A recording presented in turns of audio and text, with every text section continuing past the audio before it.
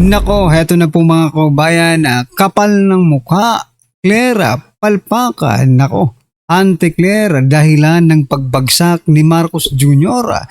Yan po ang ating alamin mga kabayan sa video ito. Pero bago po natin simulan yan, palike naman po ng video ito. Malaking tulong po yan.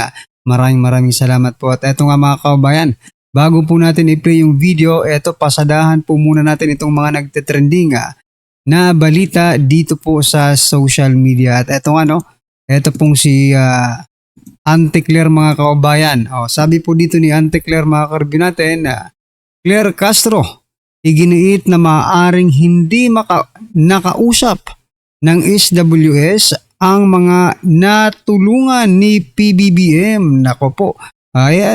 Siyempre sorry po yan mga kababayan. Whether or not natulungan ka o hindi, kailangan mong sumagot, di ba? Diyan po sa mga tanong na yan. Okay? Sabi niya po dito, naniniwala po tayo na nararamdaman ng ibang mga kababayan natin ang ginagawa ng gobyerno. Nagkakataon lamang po siguro ang nakakausap ng mga taong hindi pa naramdaman ang tulong ng gobyerno. Yan ang hirap, no? Kasi hindi nyo tinutulungan, di ba? Pinipili nyo lang, yung tinutulungan nyo. Diba? Hindi po ito rason mga kababayan. This is not a valid reason, no? Para sabing, hindi. Bumaba ang ratings ng Pangulo kasi yung mga sinorbe hindi po natulungan eh. Diba? Paano pala kung natulungan yon mga kababayan? Mas malala kung natulungan yon, diba? Tapos positive yung result. Tapos yung the rest of the Filipinos, mga kababayan, ay hindi pala natutulungan. Kaya nga tayo may survey because they represent, no? Nire-representa po ng mga respondents, no, ng survey yung ating society, mga kababayan, no? Yung mga tawag diyan, may tawag diyan no? Anyway, nire-representa po nila yung taong bayan, for example na lang, di ba? Kung ano po yung nila, kung ano po yung sentimiento nila, kung ano po yung sagot nila, yun po ang nararamdaman ng taong bayan. Paano ba yun? Negative 15 mga kababayan. Lumala na. Eto na, marami pong napapatanong mga kababayan kung ito bang pagbagsak ng mga ratings ni Marcos Jr. ay may kinalaman si Ante Claire? Posible, di ba? Kasi bihira lang naman natin makita si PBBM na nagsasalita. Most of the time na nakikita ang mukha ng administrasyong ito, itong si Ante Claire, mga kababayan. Kaya kung mayroong dapat sisihin, no? Si President Bongbong Marcos Jr. sa kanyang pagbagsak, isa po dyan si Ante Claire, mga kababayan. Diba? Kasi napakasinungaling nyo kasi ayaw nyo maging honest. Ayaw nyo maging honest sa taong bayan, diba? Wala naman kayong magagawa kung malaki ng utang. Di ba? Mas magaan lang tanggapin kung umaamin kayo sa mga pangungutang ninyo. Sa mga kalokohan ninyo. Di ba? Hindi, pinagtatakpan pa mga kababayan. Eto Pero ito, basahin muna natin yung ilan po sa mga naging komento ng ating mga kababayan. Tapos mamaya ipapakita po natin na kahit bagsak na po ang kanyang trust rating, no? Ang kanyang satisfaction rating, ay masaya pa rin si President Bongbong Marcos Jr. Mamaya po mga kababayan, ipapakita po natin kung bakit masaya pa rin siya, okay? Ito muna ngayon, sabi po nila, bayan, kayo lang, ang nakakaramdam kasi may mga maleta kayo, mga buwesit kayo. Anong tulong po, Ante Claire? Tumaas lahat sahod na lang ang hindi, correct? SWS, kausapin nyo daw yung mga natutulungang yumayaman ni BBM. Pumunta po kayo sa House of Representatives, no? Marami po doon. Kung magsusurvey kayo, SWS, pumunta po kayo ng House of Representatives kung yung mga natutulungan. Sabi nga ni di ba? Si Luestro. Malaki po ang pakinabang niya ni Luestro. At saka yung palaging nagtatanggol kay President Bongbong Marcos Jr., no? Na mga congressman. Sila po yung survehin ninyo, para naman tumaas daw ang ratings ng Pangulo. Anyway, ano po ang inyong masasabi dyan? Puro mga negatibo po yung ano dito. PI mo, di ba? Tang ina mo, sabi po ni JR, nako po, wag naman. Alright. Anyway, ito po yung sinasabi ko mga kabayan na kahit bagsak, kahit sad-sad na po ang trust rating ng Pangulo, masaya pa rin. Bakit? Ito po, di ba? Masaya ang Pangulo. Bakit kaya? Ito mga kabayan ang balita mula sa Bilyonaryo News Channel. Sabi po dito sa balita, mga kabayan, PH to bring home $3.4 billion in investments. The Philippine delegation secured $3.4 billion or 210 billion pesos in investment from participating Japanese corporations during their roundtable meeting at the Imperial Hotel. Ayan mga kabayan, kaya naman pala masaya. Okay. Ay, ayan pinaganda lang po ang ano niyan. Pinaganda lang po yung pangalan na investment. Okay. Investment. Pinaganda lang pero utang pa rin po yan mga kabayan. Ibig sabihin, may uutangin pong or nakapag-uwi ng utang si President Bongbong Marcos Jr. ng 210 billion pesos mula po sa Japan mga kabayan. Hay nako. Na ngayon mapapatanong ulit tayo mga kababayan, saan kaya nila gagamitin yan? Kasi, the impeachment is very near, no? At nangyayari na nga, no? Eto, napapatanong lang po tayo, maaari bang gamitin nila yan sa impeachment? Baka imaleta po yan sa impeachment ni VP Sara. Diba? Ay, ano lang po to this is only our speculation, no? Based on what the 18 Marines said, no? Na may deliveries nga sila. Baka itong inayupak na 210 billion pesos ay maimaleta at maideliver lang ito mga kabayan. Tapos, tayo na po, di ba? Tayong taong bayan, tayong mga taxpayers na po ang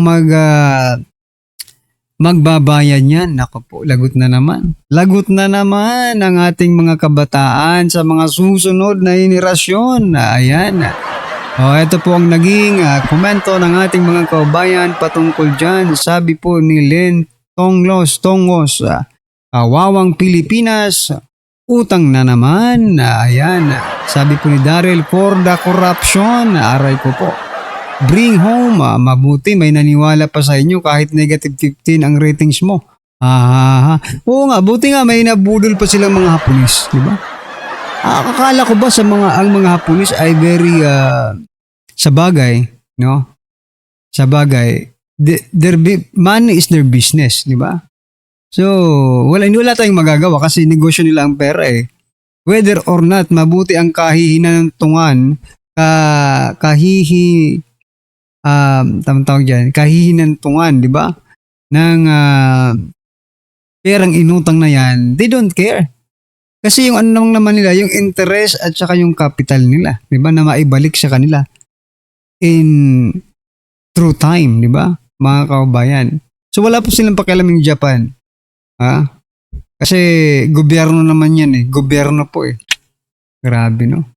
Ito ang masama dito mga kababayan eh. Ginagawa na po nilang negosyo ang Pilipinas sa bagay. That is their business. World Bank, di ba? Ito pa Asian Development Bank. At saka yung mga karatig nating bansa. Kung iaano mo ito, kung ilalarawan mo ito sa isang pelikula, di ba napapanood niyo po yung mga loan shark pagdating ng panahon, di ba? Na pag hindi na po nakakabayad, yung kanilang mga pinapautang ay ginugulpi na po nila, di ba? Hinaharas na po nila. What if one day, for example lang mga kababayan, because of the very huge amount of loan, debt of our country, paano kung ganun po ang mangyari? Itong mga nagpautang sa atin ay mag-away-away, mga kaubayan, at singilin po tayo. Bugbugin tayo, mga kaubayan. Not literally. But for example, di ba? Kung ano pong gawin nila sa Pilipinas, hati-hatiin nila yung Pilipinas. Paano na lang tayo mga kabayan? Nako, grabe. Nai-imagine ko lang, di ba, sa mga pelikula. Ganun po kasi ang nangyayari. Ay, nako. Anyway, ano po ang inyong masasabi dyan mga kabayan? Just comment down below. At eto, bago ko po i-play yung video mga kabayan, pagbigyan nyo na ako, gusto ka lang pong birahin to eh.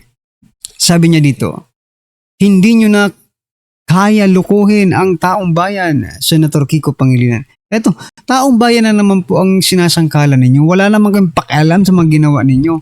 Sinabi ba namin mag-walk out kayong lahat? Diba? Sinabi ba namin maluwag kayo sa mga debate dyan sa Senado?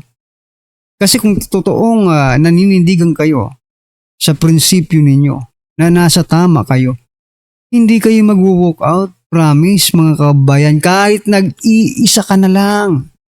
Basta you are sure, no? Sa sarili mo, mga kabayan, na ikaw ay nasa tama. Kahit pitpitin pa ang bayag mo. Oo, basta alam mong nasa tama ka. Hindi ka mag-walk out. Pero sa tingin ko, alam niyong mali kayo eh. Ha? Kaya kayo nag-walk out. Ha? Walang nag-walk out na naninindigan sa kanyang sinasabi, 'di ba? Sa kanyang prinsipyo. Pero kayo nag-walk out kayo eh. Ibig sabihin naduwag kayo. Bakit? Totoo yung sinasabi, no? Na wala kayong mga legal backgrounds, no?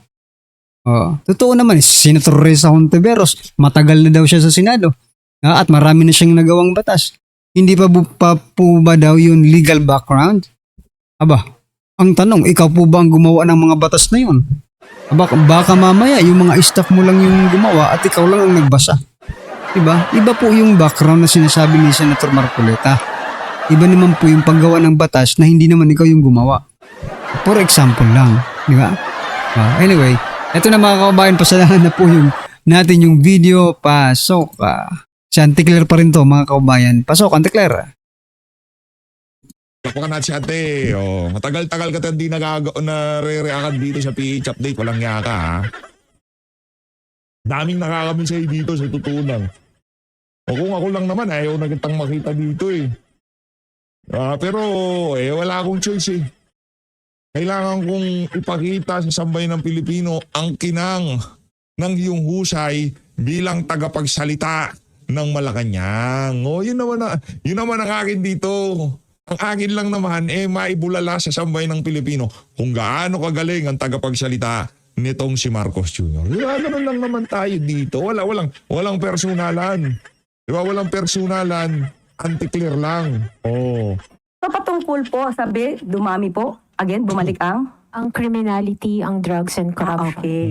Kaya nga po, masugid ang ating gobyerno na sa pagsawata ng mga illegal na droga. Kaya nga nagtataka po tayo, bakit po kaya napakadaming droga, illegal drugs na nahuhuli sa Davao City? Yan. Yan. Gusto ko yan. Antig-clear ba natin mo yung Davao City? Sige na ba natin mo? Ito po, I like it like that. Noong May 14, 2026, meron pong nahuli na sabat na halagang 15.6 million shabu. Agoy! Mismo sa Davao City Davao Operation. City, ayan. Hindi po gusto ba ko. sakop niya ito? Ayan. Sakop mo yan, Mayor Baste.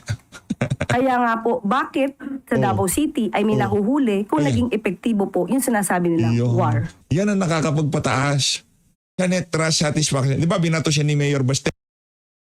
Tapos yung lately ngayon mga kabayan, no, yung recent news about Davao, marami daw ang nalambat na mga Chinese, mga kababayan sa Davao na gumagawa ng illegal. Ayan na.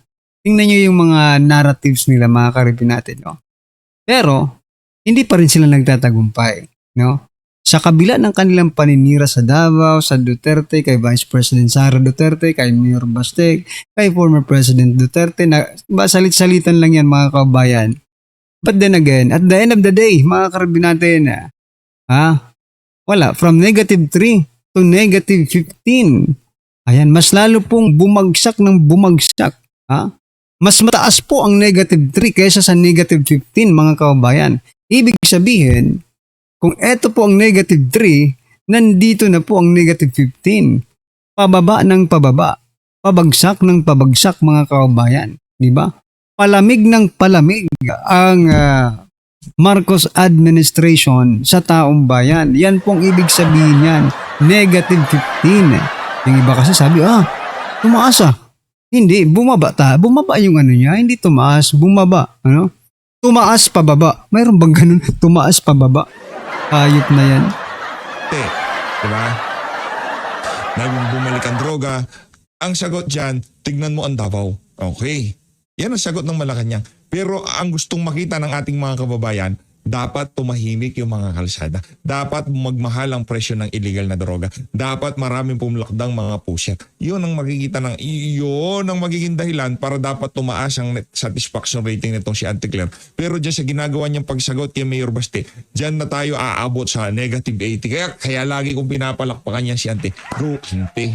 Go, Auntie. Go, Auntie. Ganyan ho kasi yan. Oh. On drugs. Oh. Sa ngayon po, wala po tayong EJK pero marami pong nasasabat Oh, yan. ang ating mga law enforcement. Wala tayong EJK. Ang problema wala tayong EJK, marami kayong nasasabat. Ang tanong, masaya ba ang taong bayan sa ginagawa ninyo? Kasi drama lang naman ang ginagawa ninyo eh. And Filipino knows it, alam yan, alam ng taong bayan yan, na puro kadramahan lang, no? Siguro ko itong pangyayari ngayon sa Davao, mga kabayan, na may droga, may mga Chinese na huli. Pang ano lang to, diversion dito po sa negative 15 nilang satisfaction ratings, no? Wala na ito, palpak talaga itong Chanticleer. Chanticleer kasi ang mukha ni Marcos, mga kababayan, kaya kung palpak ang mukha, ano pa kaya yung nasa likod ng mukha, mga kababayan? Diba? Anyway, ano po ang inyong masabi dyan, mga karabin natin? Just comment down below at syempre huwag kong kalimutang i-like ang video ito. Malaking tulong po yan. Maraming salamat po.